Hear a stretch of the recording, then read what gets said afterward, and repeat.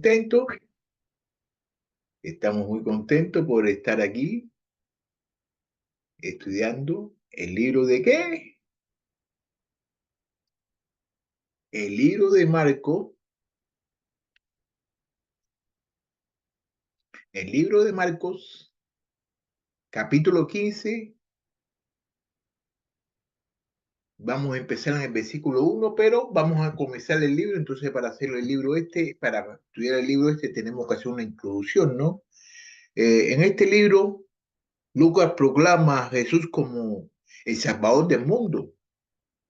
Este evangelio presenta a Jesús como el punto de inflexión culminante en la historia del mundo y prepara el escenario para el segundo volumen de Lucas, que es el libro de los Hechos. El libro de los Hechos. ¿Ok?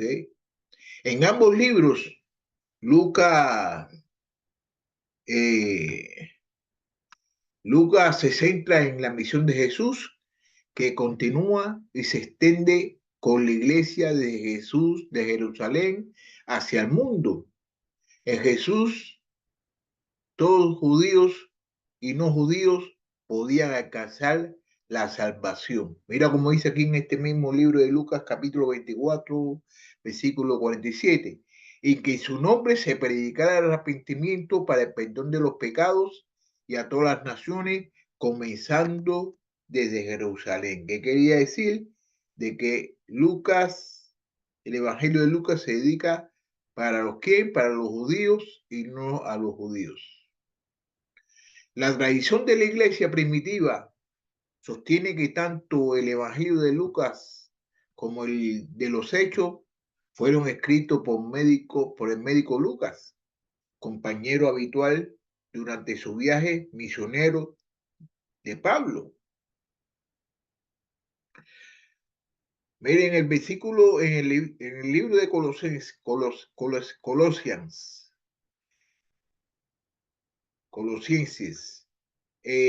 capítulo 14, capítulo 4, versículo 14 dice así: Lucas, el médico amado, les envía saludos y también Demas.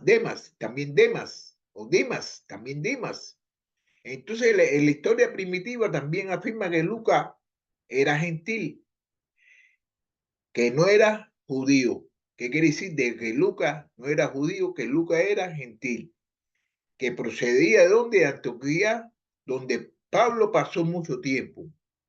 Mira, en el libro de Hechos, capítulo 11, versículo 25 al 26, dice: Bernabé salió de rumbo a Tarso para buscar a Saulo, y cuando lo encontró, lo trajo a Antioquía y se reunieron con la iglesia por todo un año y enseñaban a las multitudes y a los discípulos. Se le llamó cristiano por primera vez en Antioquía. También en el libro de Hechos, capítulo 15, versículo 35, dice: también Pablo y Bernabé se quedaron en Antioquía enseñando y proclamando con muchos otros las buenas nuevas de las palabras del Señor. Estos detalles biográficos encajan con la familiaridad del Evangelio con la cultura greco-romana y su énfasis en los gentiles que se convierten enseguida de Cristo. Al Evangelio también utiliza un griego muy sofisticado que incluye términos técnicos para la audiencia, lo que sugiere que su autor fue una persona culta, como un médico. En los primeros versículos del libro de Lucas, Lucas identifica a su destinario principal y su propósito. ¿Escribe a quién? A Teófilo, para darle confianza en los acontecimientos de la vida de Jesús. Solo podemos ver el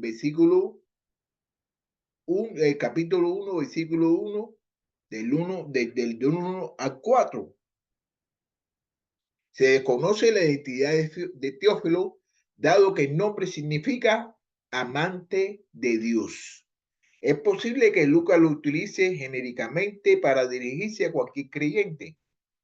Sin embargo, es más probable que se dirija a un individuo llamado Teófilo que pueda ser patrocinador de la obra.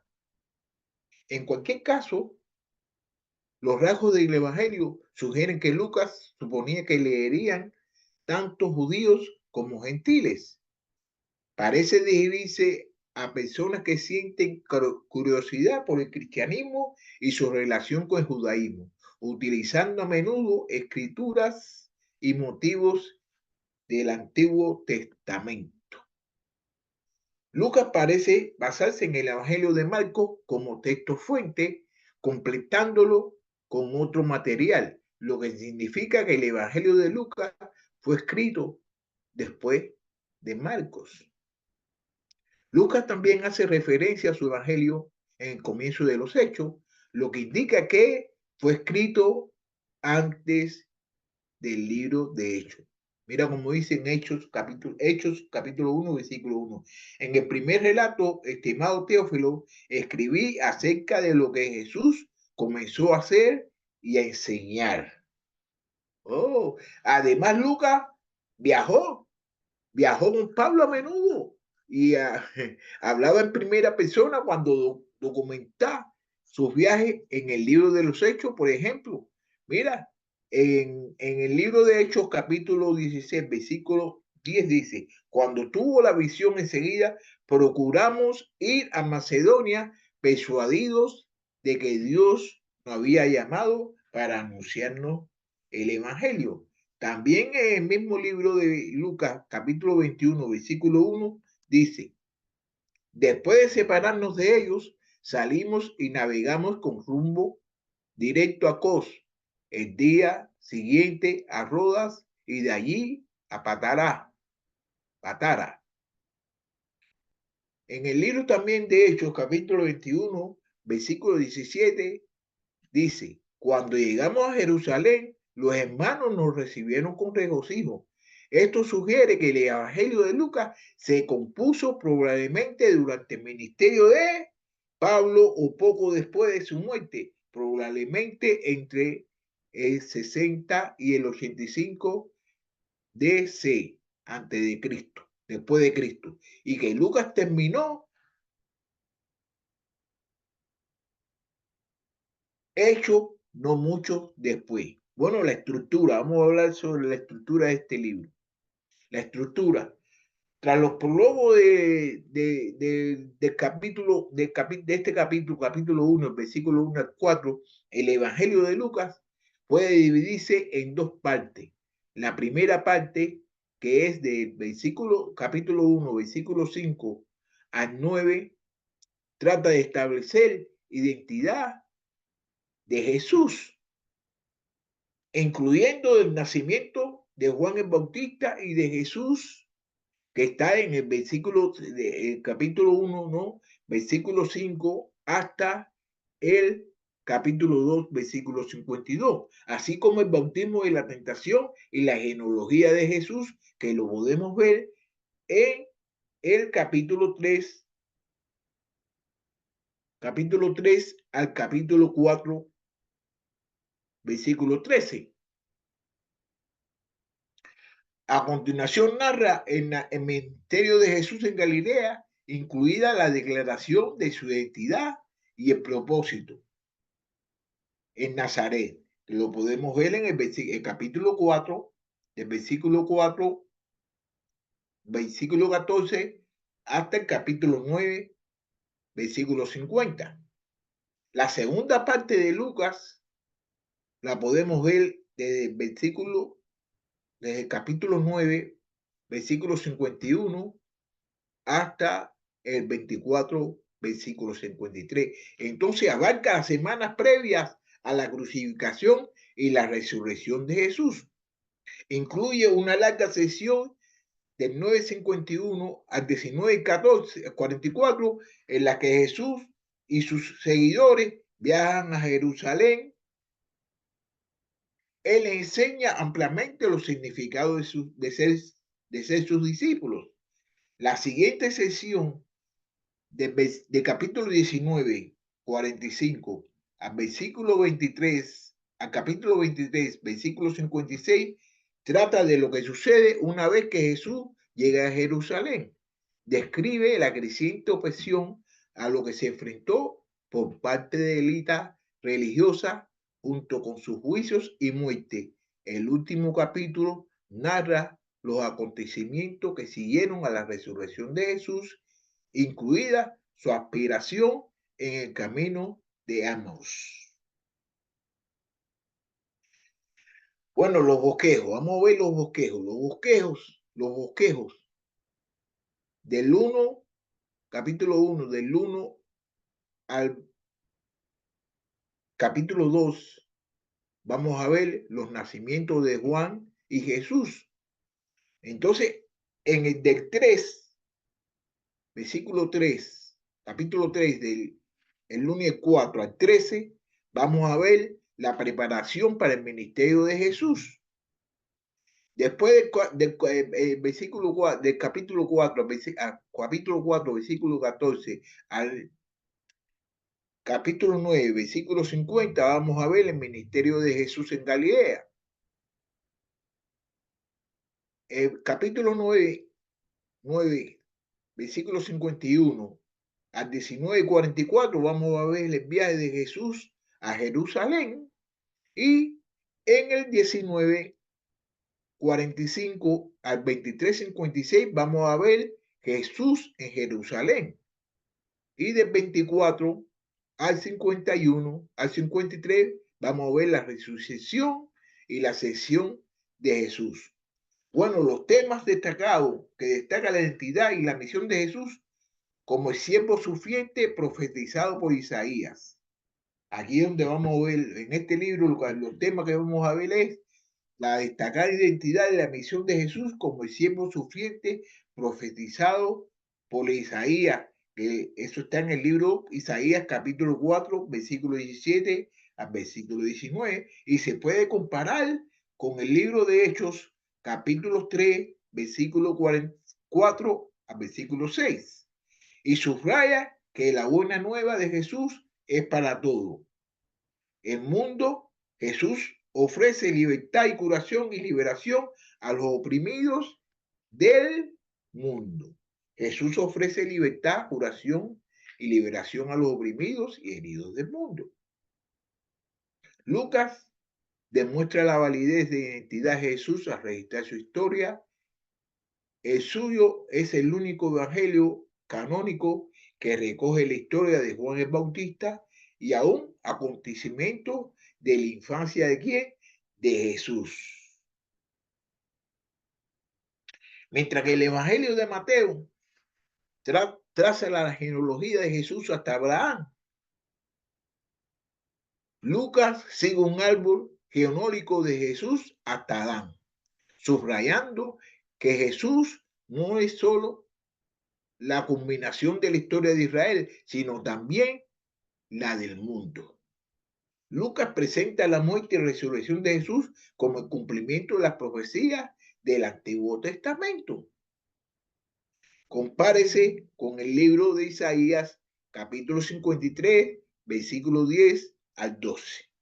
El Evangelio de Lucas concluye instando a los seguidores de Jesús a proclamar el mensaje del perdón de los pecados por todo el mundo. Bueno, Lucas nos invita a seguir a Jesús y proclamar su mensaje de todo el mundo. Ya no tenemos que ser como la oveja perdida, la moneda perdida o el hijo perdido. Podemos tener la salvación que Jesús ofrece. Dios nos ha dado mucho Jesús. Ahora tenemos llamado a proclamar ese mensaje al mundo, tanto de palabra como de obra, renunciando a todo lo que Él nos pida para promover el Evangelio y capacitar a los demás. Bueno, imagínense intentar contarle a un amigo sobre una película, sobre su película favorita. Entonces, cuando usted le está comentando a su amigo acerca de su película favorita, de que él le interrumpa, eso seguro que lo pone en un estado de frustración usted, ¿no es verdad? Así también se debe haber sentido Lucas al escribir el relato verdadero y ordenado de la vida de Jesús.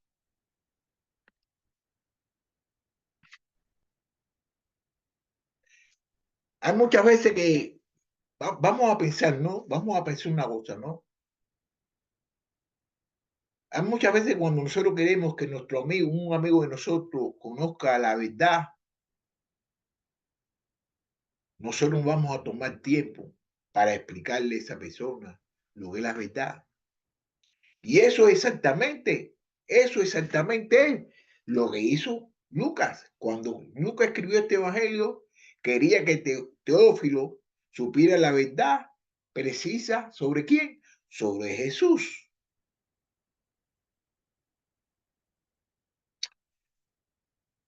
Por eso es que Lucas escribió la historia precisamente bien escrita y bien ordenada para que Teófilo supiera acerca de quién, de Jesús, no hubiera confusión, no hubiera distorsión. Y por eso es que nosotros tenemos que estudiar este libro ahora que lo vamos a comenzar a estudiar, estudiarlo con paciencia, estudiarlo con emoción para no tener ningún tipo de confusión. Vamos a imaginarnos, vaya, que un detective, ¿no? Un detective, cuando está investigando un caso, lo empieza a investigar cuidadosamente.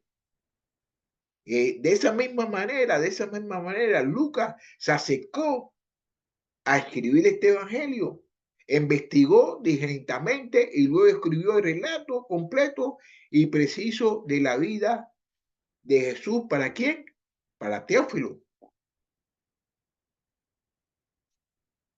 Pensemos que para intentar enseñar a alguien algo importante, pero un libro animado donde hay páginas están desordenadas, donde hay un libro, cuando están las cosas desordenadas, nosotros tenemos que ordenarlo, nosotros tenemos que enseñar las cosas para que las personas no se confundan. Es por eso que Lucas se tomó el tiempo de escribir un relato ordenado de la vida de Jesús para Teófilo, para que la verdad se presentara claramente. Bueno, vamos a hacer aquí la introducción aquí de el libro de Lucas. Vamos a estudiarlo hoy hasta el versículo 4. Vamos a empezar en Lucas, capítulo primero de Lucas, capítulo 1 de Lucas, versículo del 1 al 4. Por cuanto muchos han tratado de poner en orden, escribir una historia de las cosas que entre nosotros son muy ciertas, tal como nos las dieron a conocer lo que desde el principio fueron testigos oculares, ministros de la palabra.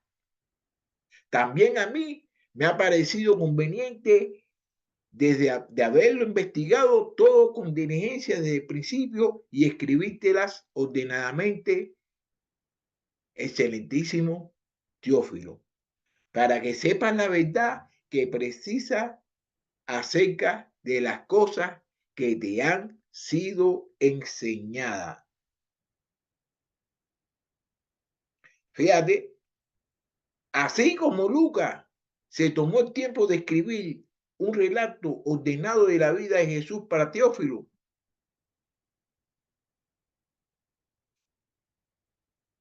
nosotros debemos tomar medidas intencionales para organizar nuestros pensamientos y acciones y reservar el tiempo cada día para escribir, para concurrir, para añadir las cosas que nos está enseñando, que nos va a enseñar este libro de Lucas. Tenemos que tener una garantía de una claridad en los objetos en lo que vamos a estudiar. En interacciones sociales, muchas veces, ¿qué sucede? Que nosotros comunicamos nuestros pensamientos y las creencias claras y coherentes. ¿Para qué? Para que la escucha, el que la escuche, la pueda comprender, la pueda comprender. Nosotros tenemos que hablar claro en las situaciones acerca de la palabra de Dios. Tenemos que hacer un bosquejo, tenemos que saberle analizar de lo que se está hablando.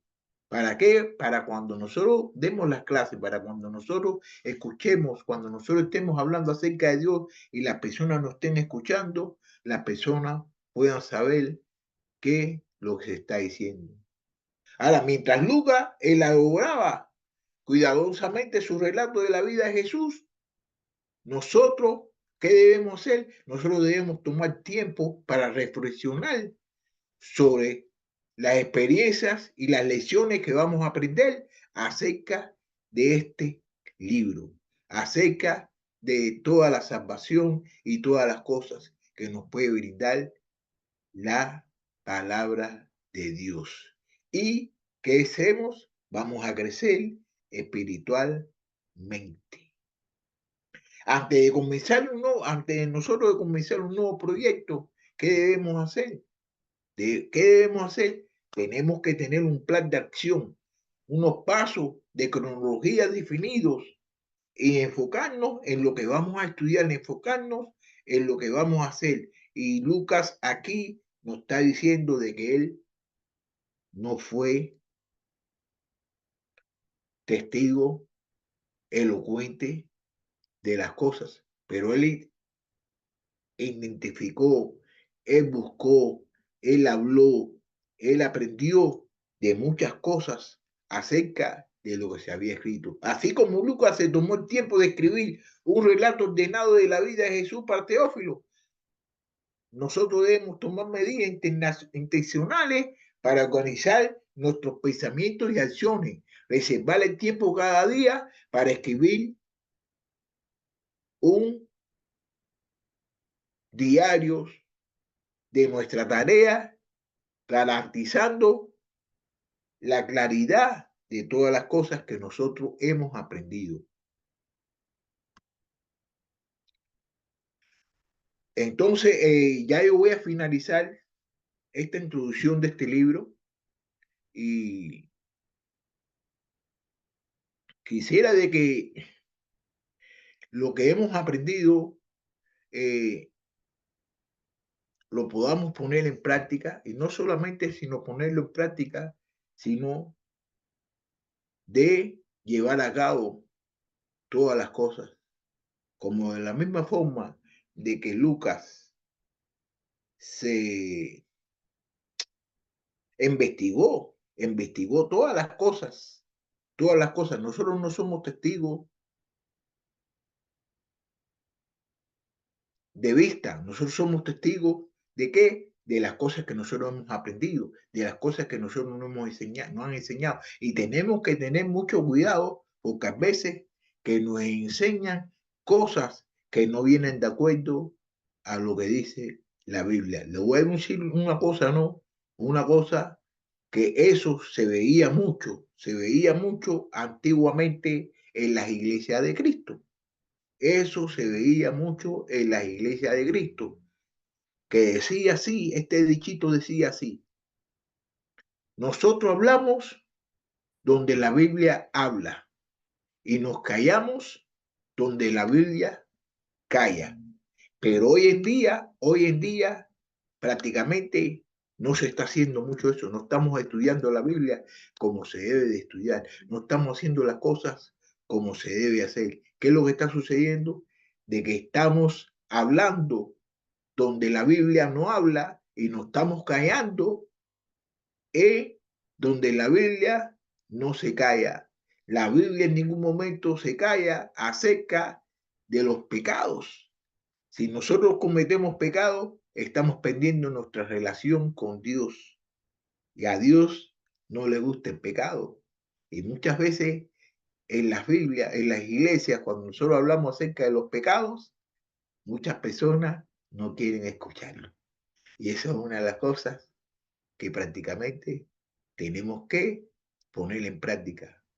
tratar la manera de no cometer pecado. Bueno, ya el miércoles vamos a seguir estudiando este libro y vamos a comenzar en el versículo 5. Así que entonces ahí nos vamos a ver y esperamos de que tengan un bonito día. Ahí nos vemos. Bye. Ah.